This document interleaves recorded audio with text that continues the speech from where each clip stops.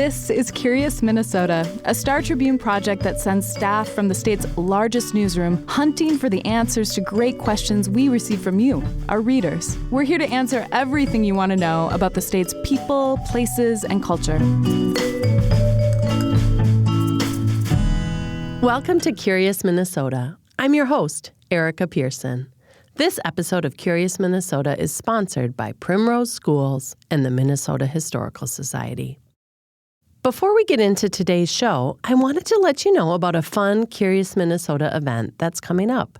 My colleague Eric Roper and I will be at the State Fair on Saturday, August 30th, collecting your questions about the people, places, and culture of Minnesota. Stop by the Minnesota Star Tribune booth to share questions in the morning, and then in the afternoon, fairgoers will vote to decide which of the questions our reporters will tackle next. We do this every year, and it's a lot of fun to meet listeners. Last year, we collected some excellent questions that led to some of my favorite episodes, like the one about Minnesota's ghost towns. Okay, on to today's show. Before going fishing, besides making sure that you have the right gear and the right bait or lure, there are a few things to check off your list. You need to purchase a fishing license, and if you're going trout fishing, you also need to get a special stamp. This question came to us from Mary Moilanen, who wrote to ask about the history behind Minnesota's trout stamp. Thanks so much to Mary for this great question. I'm here today with Anna Sago, who is interning with the Minnesota Star Tribune this summer and tackled Mary's question. Anna, thanks for joining me. Thanks so much for having me. First of all, are you an angler yourself? Not at all. I actually have been spending the summer overcoming a lifelong fear of fish. Wow. So this was some good exposure therapy for me. I had salmon for the first time ever, maybe a month ago. So this was quite the experience. So it's not just touching fish, but eating them, or is it like everything? It's everything about them. The way that they move really freaks me out. I don't know why. It always has. But I've decided, I just graduated in May from college, and it was like, you know what? It's time to get over that. So I've been working on it. Wow, good for you. So was that what intrigued you about this question? Was there something else about it that sort of caught your eye? It was. It was definitely a big part of it. Also, many members of my family have been fishing for a really long time. My grandpa was always a big fisherman and would always do that with us. I would abstain, of course, but so it's something that my family is definitely interested in, and I thought it might be kind of fun to look into. So. For sure. Well, good for you. It turned out great. So Thanks. I really enjoyed reading it and working on it. So let's start by going back, and if you could explain a little bit about the history of this and how the concepts of special stamps for fishing and for hunting began. When was it? Yeah, definitely. So it really started during the 1930s, during the Roosevelt administration and the Great Depression. That presidential administration was very active in the conservation space. Most people tend to think of like the Civilian Conservation Corps, most sort of notably, but they also created the federal dunk stamp in 1934, which required hunters to purchase stamps to hunt waterfowl, and then those proceeds went towards conservation work for the waterfowl. And so that really served as a model for this sort of stamp program that was adopted by states and even other countries who were looking for new ways to fund conservation. Yeah, that's so interesting. And what's the history in Minnesota specifically? How long has the trout stamp been a requirement? Yeah, so it's been a requirement since 1982, and then it was amended in 1995 to include trout that were caught anywhere. And that was sort of because there were some issues with conservation officers trying to enforce this law and finding these trout and not knowing where they were from, if they were caught in these designated trout waters or not. So in 1995, the law was kind of expanded to what it currently is today. Got it. And is this something that caught on and was accepted right away? Or were trout fishing enthusiasts sort of upset to have to pay more for the type of fishing they like to do? It seems like, looking at the newspaper archives, there was a little bit of resistance at first, but over time, outdoor groups started to sort of throw their support behind the idea, and people were interested in contributing to those conservation efforts. So that resistance kind of fell away. Yeah, the money's being used for something that they could see the impact. So that's interesting. So do you need a stamp to fish for other kinds of fish, or is it just for trout? So the stamp is just for trout. Harvesting sturgeon also requires a $5 tag, and then the DNR also offers an optional walleye stamp to promote walleye stocking and conservation. But the trout and salmon stamp is the only one that's a requirement. Got it.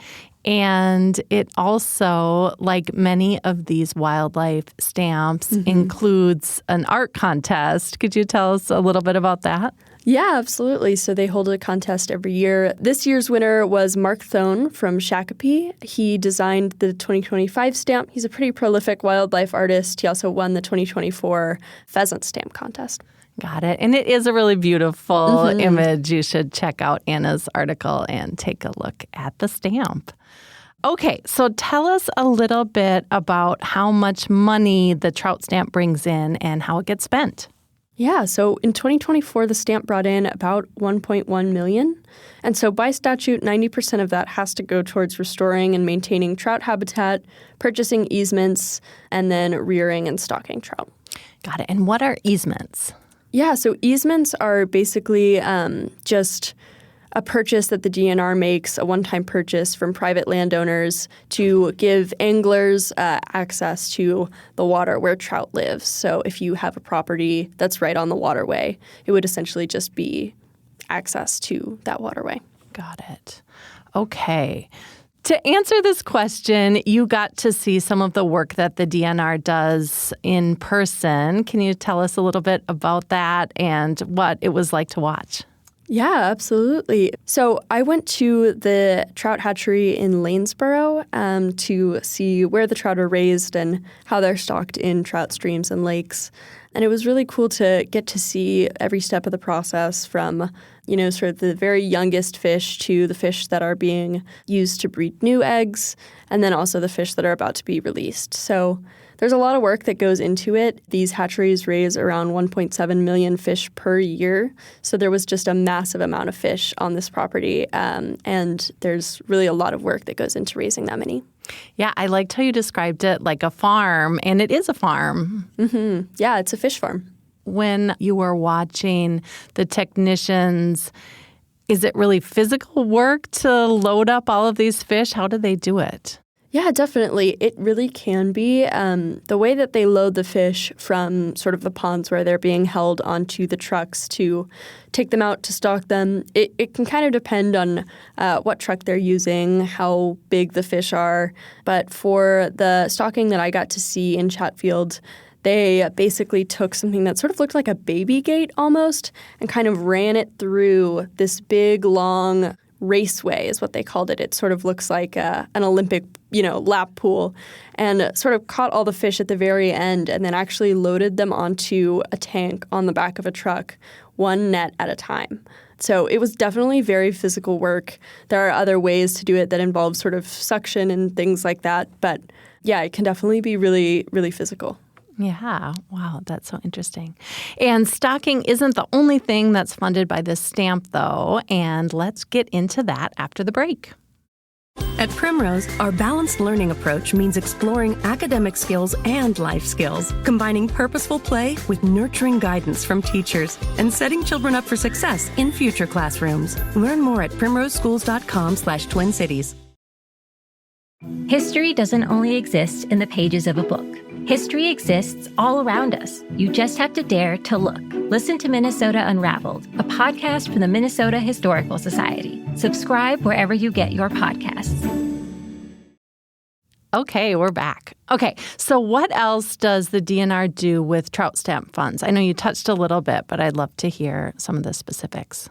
Yeah, absolutely. So the other two big buckets are easements and habitat work, like I mentioned. So easements are basically just purchasing access to a body of water from a private landowner so that people can get in there to fish. They only purchase from willing landowners, so the amount that they're spending on that kind of varies from year to year depending on, who's willing to sell an easement. And then that habitat work includes both improving the land and then also maintaining it, so preventing erosion and things like that. Got it. And you also wrote about a fascinating program where the DNR is working to bring back a species of trout that was native to Minnesota's driftless region. And how are they doing this? Yeah, so brook trout are native to the southern part of the state, the driftless region, and the DNR is sort of looking to see those populations make a comeback. So they started by a few years ago isolating the genes that were once native to that area, and now are starting to reintroduce them to a handful of streams and lakes and are going to monitor them and try to get them to become a permanent part of that ecosystem again. So unlike the other species that they stock, the rainbow trout and the brown trout, they're really targeting these driftless brook trout in places that they will do well and thrive. So they're not necessarily just there for fishing, though they can be fished. Of course, they're really trying to get them to establish a steady population. Yeah, I could see that you wouldn't want it suddenly to be that you're able to fish large numbers as they're just trying to get it started. Right.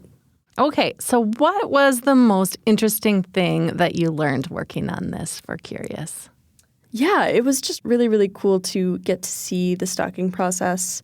There's a lot of work that goes into it. There's a lot of work that goes also into keeping the fish healthy and even getting them to that stage of being ready to be put in these streams and lakes.